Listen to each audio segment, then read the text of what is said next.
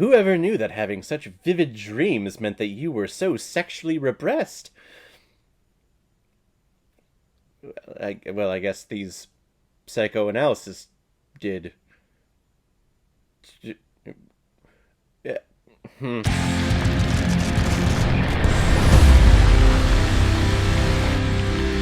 A Dangerous Method, released in 2011 and is directed by David Cronenberg, who has also directed such films like Rabid, The Brood, Scanners, The Fly, Crash, and A History of Violence. And this film is starring Michael Fassbender, Keira Knightley, and Viggo Mortensen. A Dangerous Method follows the relationship between Swiss Dr. Carl Jung and the very famous Sigmund Freud, and as they bicker back and forth over how they should treat their patients, they give birth to the whole concept of psychoanalysis. And caught in between the two men is Sabina Spielin, played by Keira Knightley, who at first is a patient of Dr. Jung, who later becomes a famous psychoanalyst herself. Whenever I see movies like this, I always feel, for lack of a better word, dumb. I remember learning a little bit about Sigmund Freud in college, but that was like one class, one semester. I have no idea, like, his whole process, his whole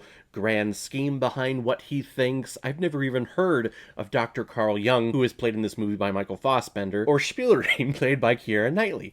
No idea who these people are, and listening to them talk back and forth about, ooh, I had this dream, and in this dream, this happened. Well, that thing that happened in your dream is obviously a representation of your penis, and it also represents how you are sexually repressed. Okay. Me, the everyday person, the common man, I think you're reaching, but you two are the ones over there in your fine suits and in your fine mansions, and I'm over here in my basement recording YouTube videos, so what do I know? But I remember this film coming out and seeing trailers and seeing different clips of scenes that may have led to some S&M type material, and just how devilish and risque it was back then. I think this was even before the whole 50 Shades of Grey, darker craze that happened. Don't worry, this movie is much better than that. And that's in thanks to the three wonderful performances that we get here. Michael Fassbender, who I've always said on this channel is a tremendous actor and deserves way more credit than what he gets, way more roles than what he gets. But whenever he's on screen, listening to him talk, he sounds so intelligent and is so dialed into his character and very sophisticated. He's a very sophisticated actor. Viggo Mortensen, I think, steals the show whenever he's on screen with his lack of stealing the showness, if that makes sense. His interpretation of Freud is very relaxed and laid back and just observing, which I guess is what a psychoanalysis does. Kind of just sits back and observes and listens and analyzes in their head. And how he's always on the line of sounding condescending with every line that he says, whether it's a question, whether it's an answer, whether it's a suggestion, whether it's a theory.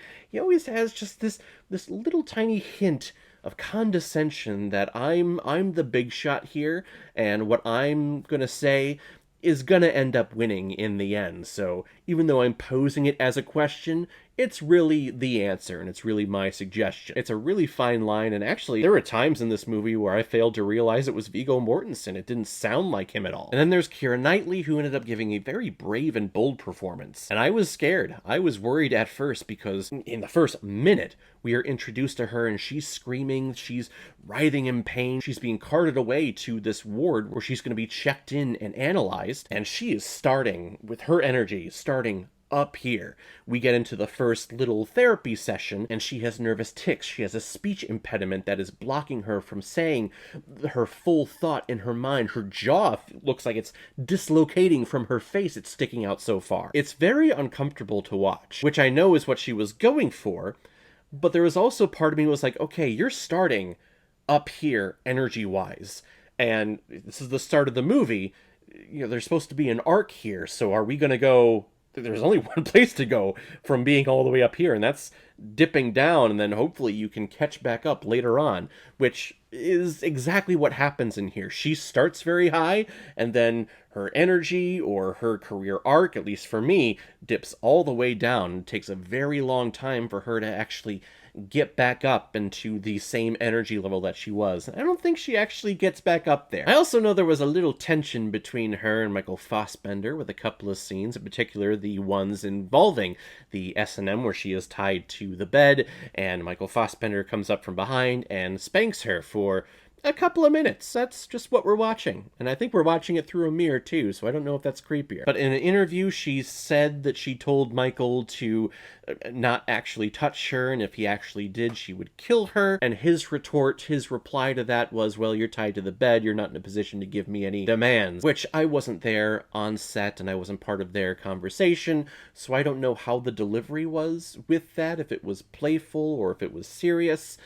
The news outlets, I remember seeing the articles, so I researched them. The news outlets, of course, is jumping on it like there was some debacle between the two. So I'm not exactly sure there was, but obviously that conversation was had. And that's a conversation that needs to be had in any type of performance where those scenes, those very intimate scenes, are happening on screen. Hell, even in live performances.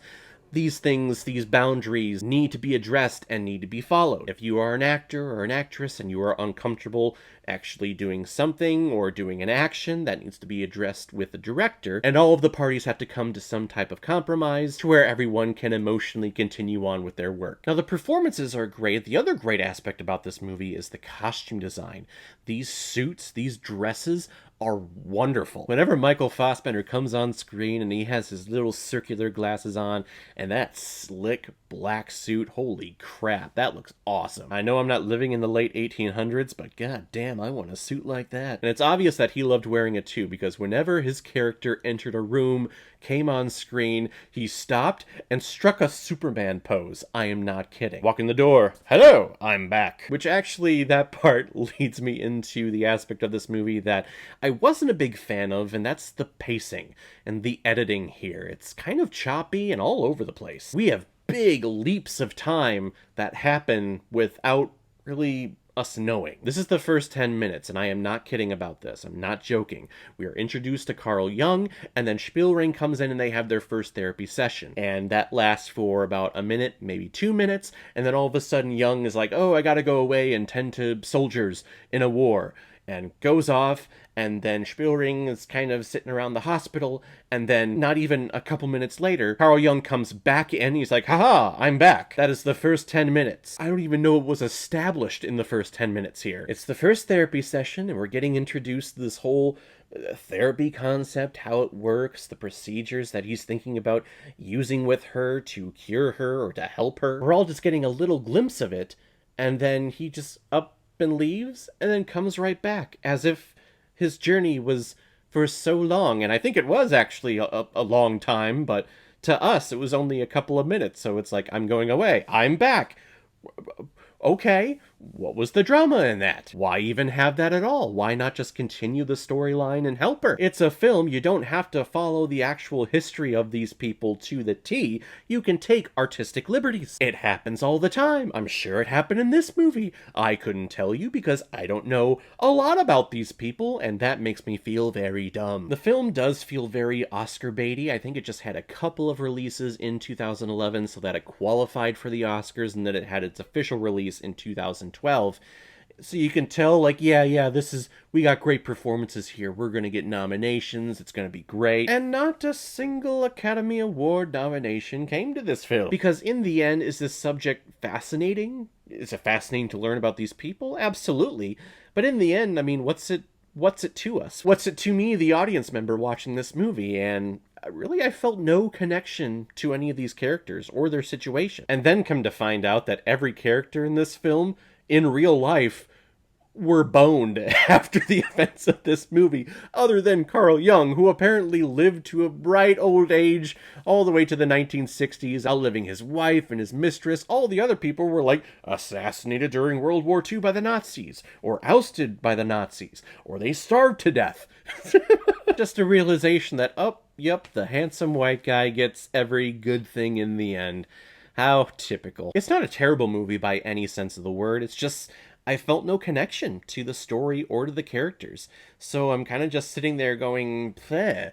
and wanting to move on with the rest of my day. I think I'm in the minority with that because this film does have good reviews on Rotten Tomatoes, and the consensus with audiences said that they liked the film. But for me, it's just kind of middle of the road. I'm going to give A Dangerous Method 2.5 out of 5 Blu-rays. I found that if you have a goal, that you might not reach it. But if you don't have one, then you are never disappointed. And I gotta tell you, it feels phenomenal. Alright everyone, now I haven't done this in a while, but my next review, or next video I should say, that's going to publish to YouTube is actually not going to be a review at all. It's going to be a ranking video, and I haven't done these, really I haven't done these since the end of the year, and I only get to do them a couple times a year, so I get excited when we get to do something like this. There's a little movie that's coming out that was supposed to come out last year, and of course with the whole pandemic situation, everything got pushed back, but it's coming out this Friday. F9, Fast and Furious 9, Furious 9, The Fate of the Nine Furious, whatever it's called. The one with John Cena. That's actually coming to theaters this Friday. I personally am not ready to go back to the theater. I do like sitting at home in the safety of my home watching films there. So instead of doing a review of that movie, I've decided to rank all of the previous Fast and Furious films released in this franchise. And there's quite a lot. And to be honest, I don't really remember anything that happens in these movies. They all bleed together. I know there's one in Japan where they drift, but that one typically is hailed as like the worst.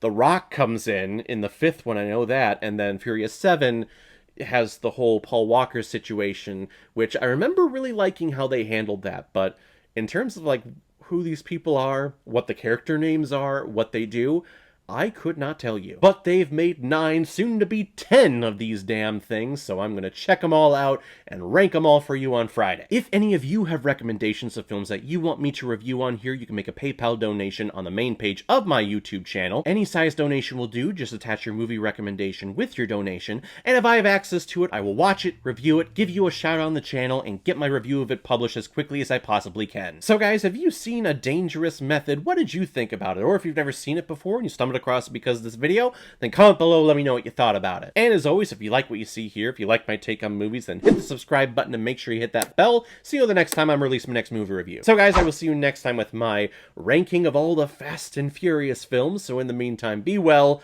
be good to each other, and go watch a movie. Take care, guys.